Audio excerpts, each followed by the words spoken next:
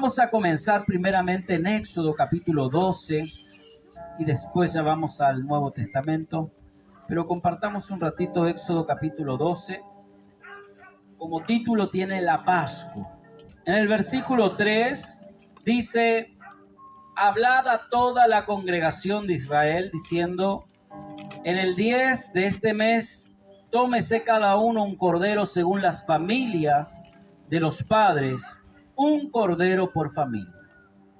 Mas si la familia fuere tan pequeña que no baste para comer el cordero, entonces él y su vecino inmediato a su casa tomarán uno según el número de las personas, conforme al comer de cada hombre. Haréis la cuenta sobre el cordero. El animal será sin defecto. ¿Cómo será? Macho de 1 año. Lo tomaréis de las ovejas o de las cabras, y lo guardaréis hasta el día 14 de este mes. Y lo inmolará toda la congregación del pueblo de Israel entre las 2 tardes. Y tomarán de la sangre, escuche bien, y la pondrán en los 2 postes y en el dintel de las casas que lo han de comer. Y aquella noche comerán la carne asada al fuego, y panes sin levadura con hierbas amargas lo comerán. Ninguna cosa comeréis de él cruda, ni cocida en agua, sino asada al fuego, su cabeza con sus pies y sus entrañas. Ninguna cosa dejaréis de él hasta la mañana, y lo que quedare hasta la mañana lo quemaréis en el fuego. Hasta ahí primeramente para poder ir entendiendo. Una de las cosas que hablaba Dios a Moisés, le decía que cada familia pueda apartar ya para la fecha del día 14 un cordero sin mancha, un cordero sin defecto. Significa que no debía estar tuerto, no debía estar cojo, no debía estar lastimado, tenía que estar de la mejor manera. Y que cuando lo tenía y ya había de compartirlo y llegaba la fecha, debían cocinarlo, pero todo lo que era la sangre tenía que ponerlo en los postes, en los 2 postes y en el dintel, que es la parte de arriba.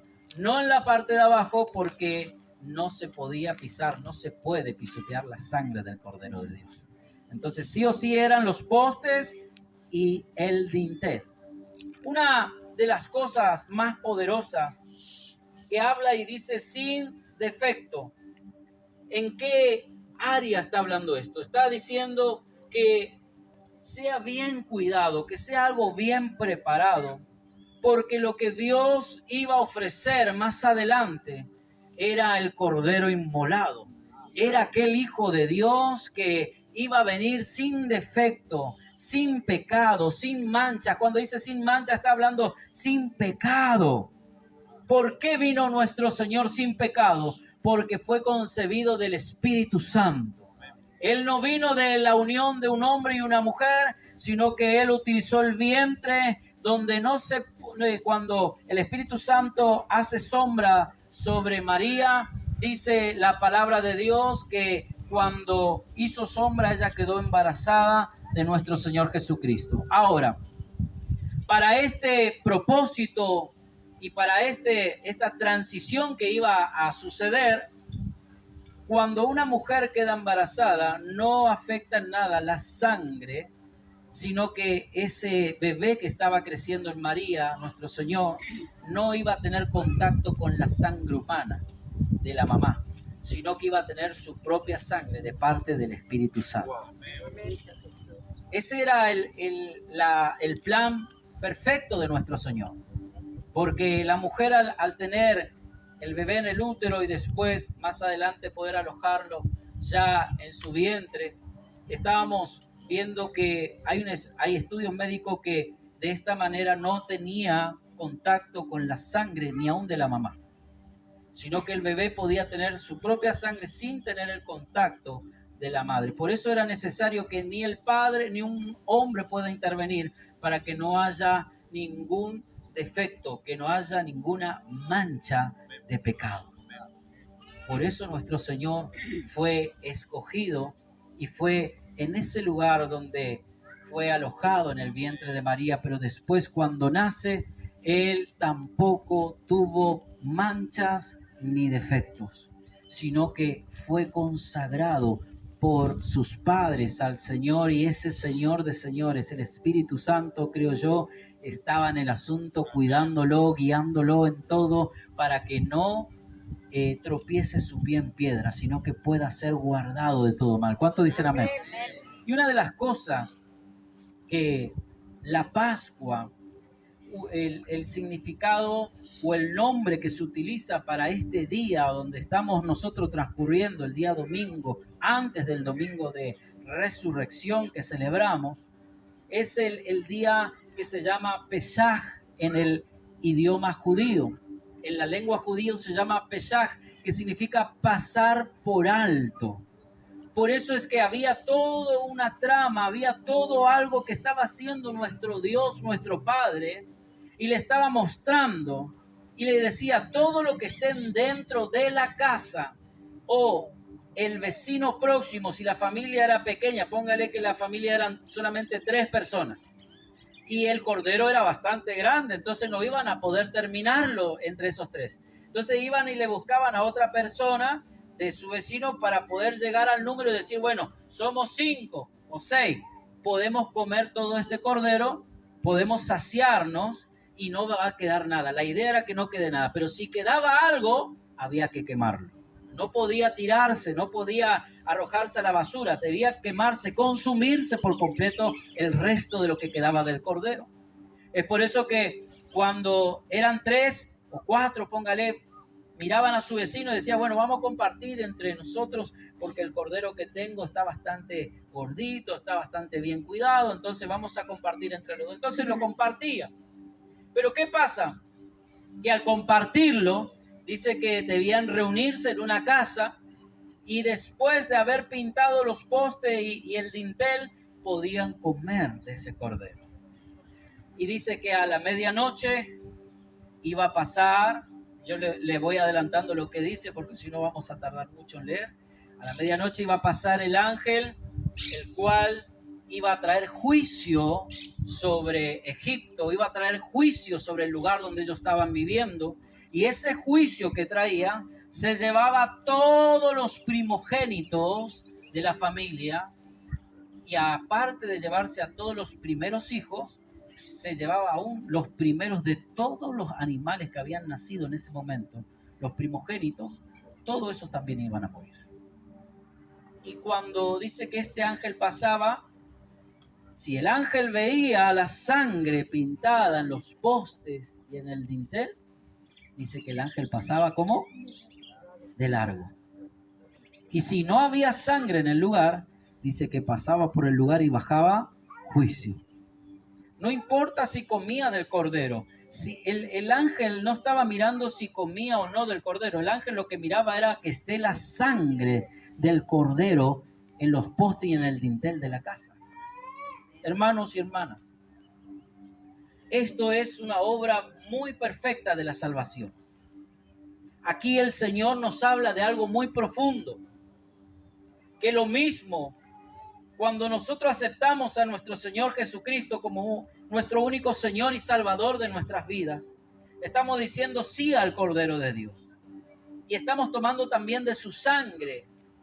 Pero hay algo más allá de nuestra salvación, que la palabra habla que aquel que puede, y acá nos da una esperanza, que si está pintado el poste y el dintel, dice que el ángel solamente tenía que ver la sangre. No miraba si había 20, si había 15, si había 3, si había 5.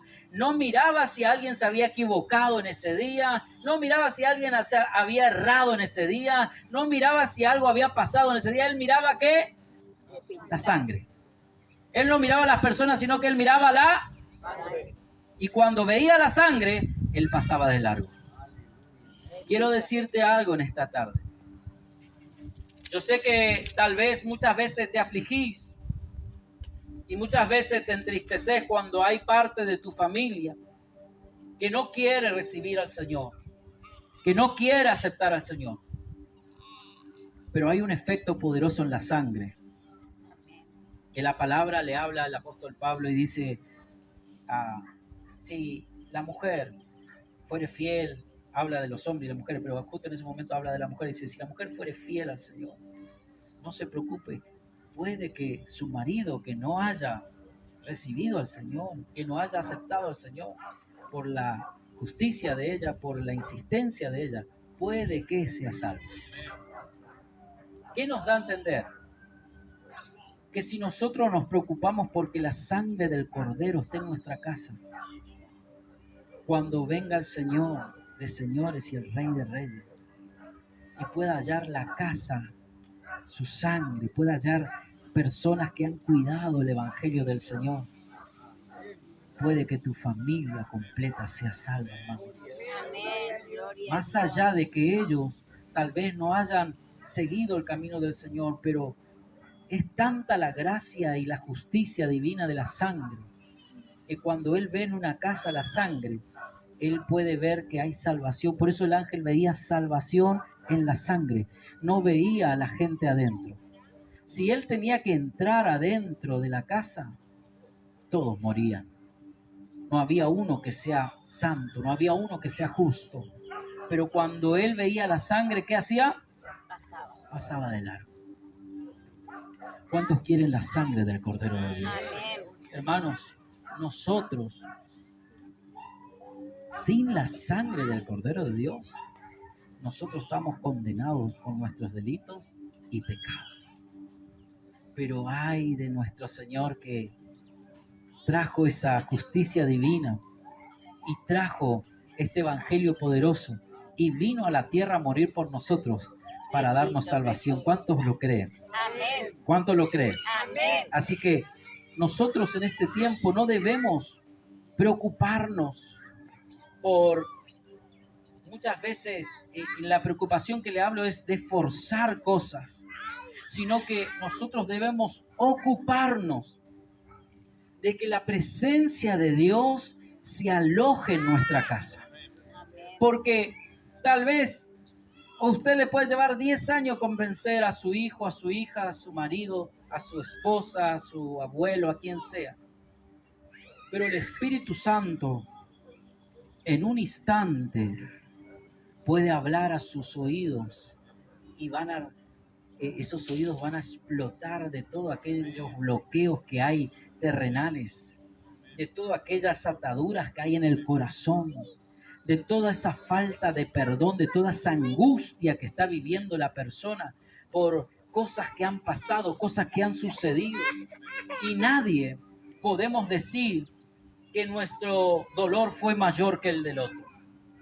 Porque todo dolor que nosotros hemos sufrido fue a causa de habernos alejado de nuestro Señor y es la consecuencia del pecado. ¿Cuántos dicen amén? Amén. Porque si nos ponemos a comparar quién sufrió más, vamos a llorar y a lamentarnos todo y nunca vamos a terminar de lamentarnos. Pero si miramos la cruz del Calvario y decimos, no, yo no pude sufrir más que Él, yo no pude amargarme más que Él, yo no pude padecer más que Él, y todo aquello que yo creía que era dolor, que era mucho para mí, cuando miro la cruz del Calvario se cae por tierra. Porque el sufrimiento de nuestro Señor no es nada comparado al sufrimiento que hemos pasado. Podemos nosotros decir, no, pero usted no sufrió el rechazo, pero no estamos comparándonos entre nosotros. Estamos diciendo que hay uno solo que padeció por todos nosotros. Amén. Ese uno solo se llama Jesucristo de Nazaret. Él, no siendo, escuche bien, no siendo pecador, Él murió por todos nuestros pecados. Él, no siendo culpable, se hizo culpable por todos nosotros. Y muchas veces nosotros, cuando sacamos nuestras causas delante de Él, es como decirle al Señor, pero vos no me entendés lo que está pasando. Y el Señor dice, yo te entiendo. Yo sé las cosas que has pasado, pero yo también sé que yo pasé mayores cosas que vos. Y si yo pude, vos también podés. Vos podés en mi fuerza, vos podés en mi sangre, vos podés en el poder del Espíritu Santo. Por eso es que nosotros cuando vemos esta palabra podemos decir, bendito sea nuestro Señor. Amén. Es por eso que cuando nosotros podemos ver esto, en la entrada triunfal, cuando entraba nuestro Señor Jesús y arrojaban las ramas ahí en el camino, arrojaban abrigos, arrojaban sus mantos para que pase Él en ese lugar, dice que proclamaban una alabanza que decía: Hosana en las alturas, Hosana al gran yo soy. Pero ¿qué es lo que decían? ¿Por qué pronunciaban esto? Porque estaba sucediendo algo poderosamente en la línea de tiempo, desde inicio hasta fin. Nuestro Padre tuvo el entendimiento de todas las cosas que iban a pasar y puso cada cosa en su lugar. Y cuando llegó el momento de la exaltación, no era solamente del tiempo presente, sino que vamos a ver de qué también se estaba hablando. Fíjense en Marcos capítulo 11.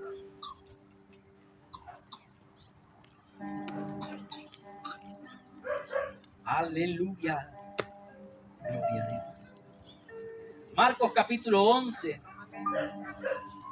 Dice así: cuando se acercaban a Jerusalén, junto a Betfagé, en Betania, frente al monte de los olivos, Jesús envió 2 de sus discípulos y les dijo: id a la aldea que está enfrente de vosotros, y luego que entréis en ella, hallaréis un pollino atado, en el cual ningún hombre ha montado.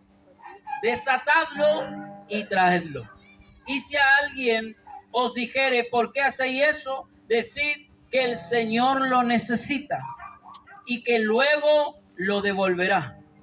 Fueron y hallaron el pollino atado afuera de la puerta, en el recodo del camino, y lo desataron.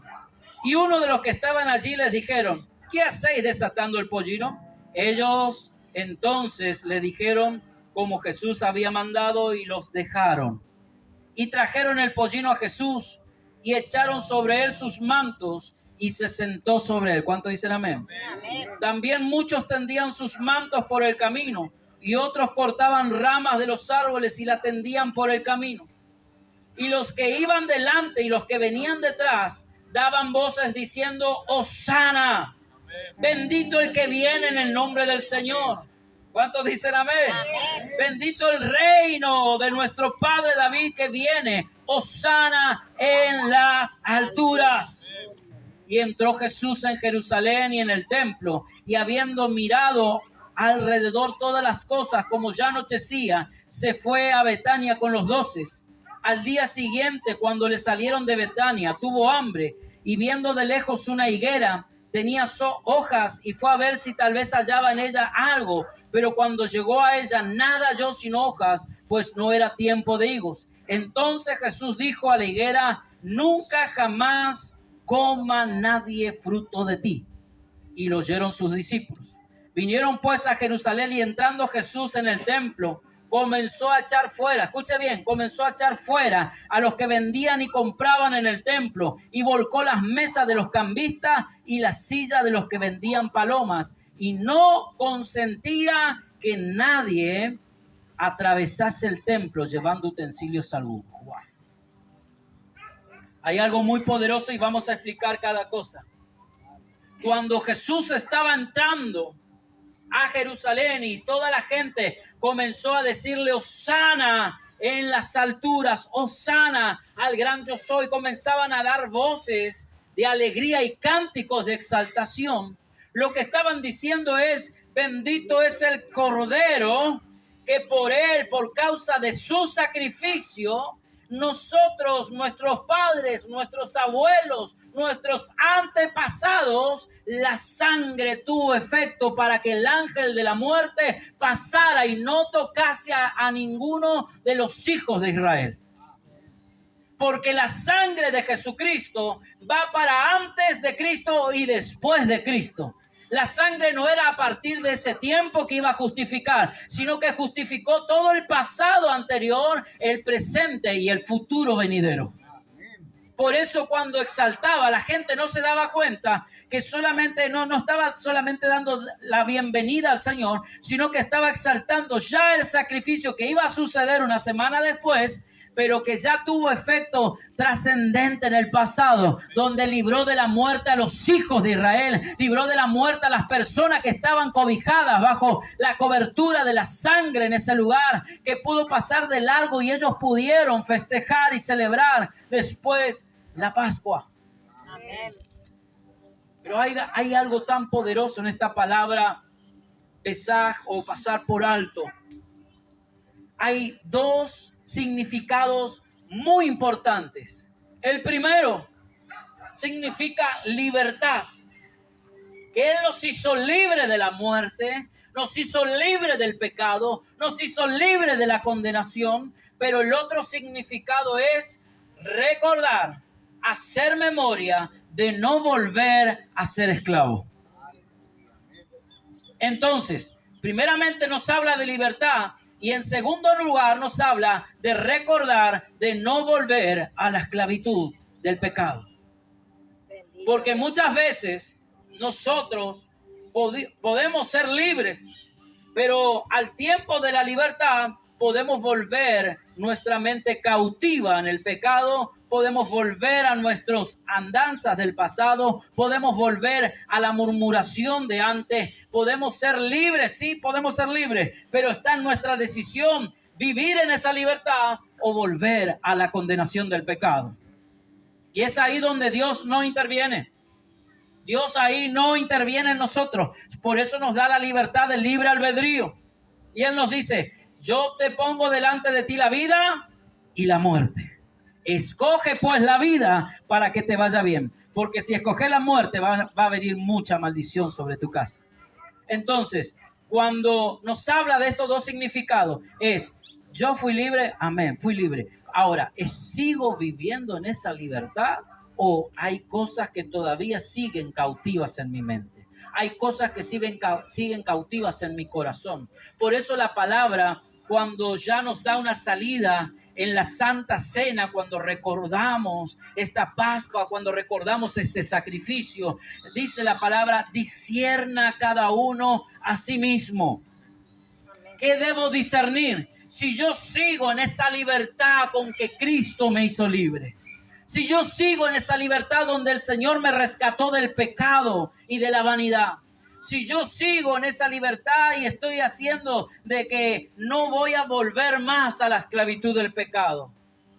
Y mucha gente está siendo cautiva y otros están siendo esclavizados. Son dos cosas diferentes. El cautiverio es cuando uno mismo sabe que está cautivo y muchas veces no quiere ser libre. El cautiverio no es una obligación. El cautiverio es una elección muchas veces.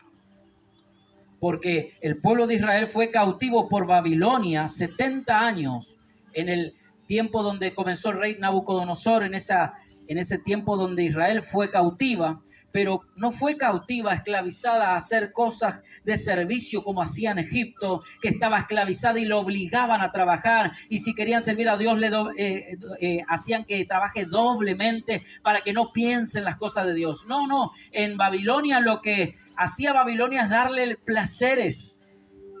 Lo que hacía Babilonia es darle comodidad. Entonces, ¿qué es lo que hacía? Le daba que se embellezcan, que se abracen del pecado, que degusten de las cosas del pecado. Entonces no vuelvan al lugar de libertad. ¿Saben cuántos salieron del cautiverio del pueblo de Israel? De la cantidad inmensa que era, solamente 50,000 personas quisieron volver a Jerusalén. De toda la cantidad del pueblo de Israel, aparte de lo que era de Babilonia, también Asiria había a la otra parte de Israel la había llevado en esclavitud y en cautiverio, y ellos, los de Asiria, nunca más volvieron. ¿Qué te quiero decir, hermano y hermana? Que la libertad es para todos, pero vivir la libertad depende de vos. Vivir en libertad depende de vos. Dios ya hizo todo por vos. Dios ya hizo todo por mí. Él en la cruz del Calvario entregó a su Hijo lo único más importante que Él tenía, el Cordero sin mancha y sin arruga, sin defecto, perfecto en todo, y Él lo mandó ¿para qué? Para que vos y yo podamos vivir hoy una libertad.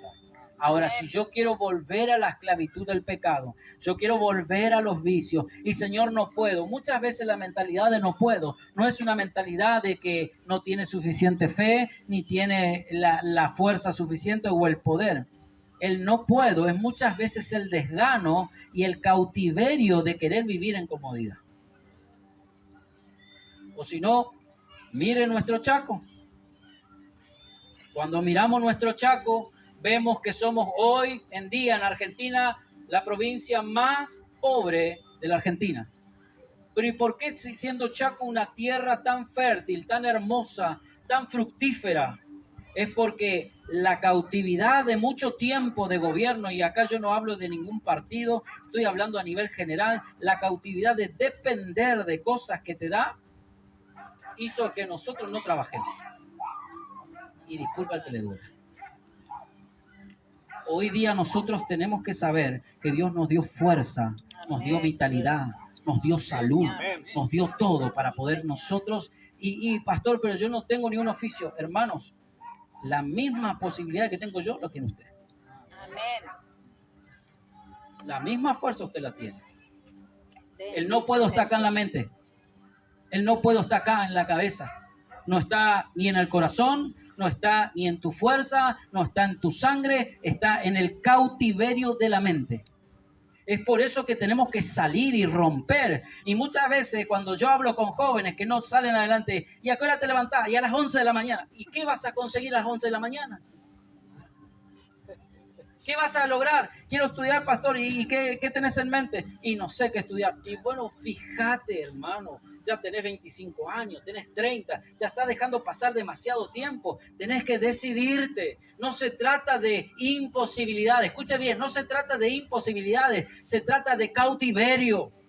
Tenemos que salir de la cautividad y empezar a buscar en el reino de los cielos su verdad, su justicia. Jesús dijo, mi Padre trabaja y yo trabajo.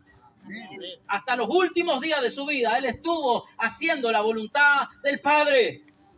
Es por eso que muchas veces en la iglesia no hay constancia en la oración, no hay constancia en los ayunos, no hay constancia en el crecimiento. ¿Por qué? Porque lo mismo está pasando en su vida personal. No hay constancia. Y por eso tenemos una iglesia débil, tenemos una iglesia que viene un viento y tumba la casa. Justo me hace acordar el cuento hoy. Mi hija fue al jardín y tenían que hacer los chanchitos y el lobo. Mientras los chanchitos hacían así nomás la casa, venía el lobo, soplaba y hacía volar todo. Pero cuando ellos fueron más sabios y salieron del cautiverio de la mente, dijeron, no, tenemos que hacer algo más sólido. Dice que el lobo vino confiado como todas las veces para tumbar la casa y sopló y no pasó nada. ¿Qué te quiere decir? Aún los cuentos te enseñan que cuando nosotros construimos en la roca, cuando nosotros construimos Jesucristo, cuando nosotros construimos conforme al reino de los cielos, cuando nosotros construimos conforme a los diseños que el reino tiene, no va a haber hambre en tu casa, no va a haber hambre en tu familia, porque Él promete aún en la oración que nos enseña, el pan nuestro de cada día, dánoslos hoy. Y Él no es hombre para mentir, ni hijo de hombre para arrepentirse, pero están los hijos que aceptan esa palabra y dicen, yo hoy voy a salir a buscar el pan que es para este día de mi casa. Por ahí el afán y la ansiedad que queremos ya nosotros ganar para todo el mes nos hace perder el pan de cada día. Usted ocúpese del día y Dios se va a ocupar de su futuro. No se preocupe por mañana, no se preocupe por pasado, no se preocupe por lo que viene. Porque lo que viene ya está en los tiempos de Dios. Lo que viene ya está en la línea de tiempo del Padre. El Padre ya hizo las cosas pensando en vos. Desde que naciste hasta que fuiste a la tumba o al lugar donde Él te va a levantar. Él ya te creó con un pensamiento y un diseño. Pero ¿sabe por qué muchas veces? ¿Por qué muchas veces nosotros estamos pasando hambre? ¿Por qué muchas veces estamos pasando por cosas que no tenemos que pasar de necesidad? Porque salimos del diseño del reino. porque nuestra mente va al cautiverio de Babilonia, porque nuestros pensamientos nos llevan nuevamente a las cosas pasadas. Pero si yo me propongo a no moverme de la roca, si yo me propongo a pararme en la roca y a estar firme sobre ella, no importa lo que venga por delante, no importa si vienen ríos, si vienen vientos, si vienen tempestades, yo y usted vamos a estar firmes. Y aunque venga eso, no nos moveremos, porque nuestro fundamento es Cristo, es el reino de los cielos, es su gloria. Es el día, es el momento de decir: yo no quiero estar más en cautiverio. Yo no quiero estar más en la cautividad. Yo quiero salir adelante. Amén. Deja de preocuparte por lo que viene. Un pastor una vez me dijo: Elías, ¿cómo viviste el mes pasado? ¿Y llegaste bien al mes pasado? Y sí, llegué, gracias a Dios llegué. ¿Y el anterior? Sí, llegué también. ¿Y el anterior? Y sí. ¿Y por qué te afanas por el que viene? Si Dios nunca te hizo falta nada. Bendito Jesús. La preocupación no es de Dios. La preocupación es de las tinieblas. La preocupación es tener inseguridad de aquel que me dijo: yo te voy a dar el pan de cada día. Por eso cuando vengan esas inseguridades a nuestra mente, a nuestro corazón, cuando vengan a hablarnos y a decirnos: no, ¿para qué va a hacer esto? ¿Para qué te vas a poner a orar? Deja nomás, más vale, en vez de orar, hace esto, en vez de ayunar, hace esto, en vez de hacer esto, deja, ponete en doble turno, hace lo otro, hace aquello. Y el enemigo, ¿qué quiere? Volver a cautivarte y a decirte: no hay tiempo para él. ¿Vos tenés justificada tu falta? ¿Cómo? Si vos tenés justificado, vos estabas trabajando, tuviste que hacer doble turno porque no te alcanzaba. Y el mismo enemigo te convence de las faltas que haces, de las inasistencias que vamos teniendo en el reino. Pero yo no es que nadie toma asistencia, pero lo que estoy diciendo es que él mismo te convence de que no busques el reino y que busques hacer más. Y después pareciera que apenas llegaste y decís: pero ¿y por qué si trabajé el doble, pues gané más, hice esto, hice lo otro? Es porque nuestra mente no estuvo en un lugar correcto. Tu espíritu no estuvo en el lugar correcto. Es por eso que debemos salir de la cautividad. Diga conmigo: voy a salir. Voy a salir de la cautividad. Y voy a tener pensamientos de crecimiento y expansión en el reino de los cielos. ¿Cuántos dicen amén? Dice que el Señor desea que nosotros seamos bendecidos, así como prospera nuestra alma. Ahora, ¿cómo yo quiero prosperar en las demás cosas y después prosperar en el alma? Entienda el reino. El reino siempre va en contra la corriente. El reino dice: como prospera tu alma, así vas a prosperar. Y yo no. Yo quiero prosperar primero para que prospere mi alma. No. Diga conmigo: no es así. Debe prosperar primero mi alma. Y después va a prosperar todo lo demás. ¿Cuántos dicen amén? Se van los amén ahí. No, pastor, yo quiero primero y después. No. Primero el reino. Primero el reino. Cuando habla que, y con esto quiero ir cerrando, cuando habla que Jesús llegó al lugar y comenzó a tumbar las mesas de lo que compraban y vendían, dice que empezó a echar a los cambistas. ¿Por qué hace eso nuestro Señor? Porque había algo muy injusto que hacían en ese tiempo ya los sacerdotes, los levitas que estaban en ese tiempo en el templo. Estaban haciendo cosas que no eran correctas delante de Dios. Y por ejemplo, venía una persona, una familia, y traía el sacrificio para el templo y traía su cordero. Y venía el sacerdote y le decía: no, mira, tu corderito, como vos vivís tan lejos. ¿Dónde vivís vos? Allá. No, vos vivís muy lejos, le decía. Tu corderito, como vos vivís muy lejos, se cansó cuando vino hasta acá. Entonces, no le vas a entregar al Señor un cordero cansado. Déjame acá este cordero y yo te vendo esto, le decía. Y la persona dice: no, mirá, si el Señor me rechaza. Entonces comenzaban a enseñar mal y a decirle: no, ese tiene una manchita, ese no, traerle nomás acá, yo lo guardo. ¿Y qué hacía el cambista? Lo guardaba y después le vendía a otro que traía otra cosa. Lo mismo que le había cambiado. Lo mismo que le decía al otro que no podía entregarle eso al Señor. Ellos estaban haciendo comercio del sacrificio de Cristo. Ellos estaban comerciando con esas cosas y decían, esto no, mira, tu palomino es muy chiquitito. Yo tengo uno más grande, pero no tengo plata. Si vuelvo a casa ya no voy a tener plata. No importa, pero mira, si peor va a ser que Dios no acepte tu ofrenda, le decía. Y le maquinaban en la mente, en el corazón, para sacarle lo que ellos tenían y venderle lo que ellos le ofrecían. Eso era lo que le molestó a Jesús. ¿Por qué? Diga, ¿por qué le molestó a Jesús? ¿Sabe por qué? Porque Él era el sacrificio que representaba a esas personas. Ese era el sacrificio que representaba cuando llevaban el cordero, cuando llevaban. Él era el que iba a entregarse.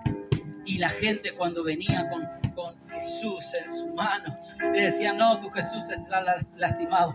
¿Cómo fue Jesús a la cruz del Calvario? Hermanos, Él fue abierto. Su espalda era irreconocible de los látigos que abrieron su carne. A Él no le cortó así como te corta la ramita acá, uñita de gato. A Él dice que había clavos en la terminación de los látigos. Había clavos, había cosas con alambre, había cosas con púas que cuando dice que latigaban su espalda, cuando volvía el látigo, pedazos de carne traía. Y después encima de esa espalda toda lastimada, Él tenía que cargar la cruz hasta la parte de los Gálgotas. Por eso, hermanos, cuando Él ve que estaban haciendo negocios y decía, ¿cómo vas a decir que no es acepto eso? ¿Cómo vas a decirle a esta persona que cuidó todo su tiempo para venir a ofrecer este sacrificio? ¿Cómo le vas a decir que no va a ser aceptable su sacrificio? ¿Cómo le vas a convencer para vos hacer tu propio negocio? Por eso se enojó Jesús y empezó a tumbar. No es que había un kiosquito en el lugar. No es que alguien estaba vendiendo verduras en el lugar. No es que alguien hizo pastelito ni empanada en ese día. No se trataba de ese negocio. No se trataba de ese comercio. Se trataba de aquello que iban a ofrecer. ¿Dónde? En el altar, en el atrio.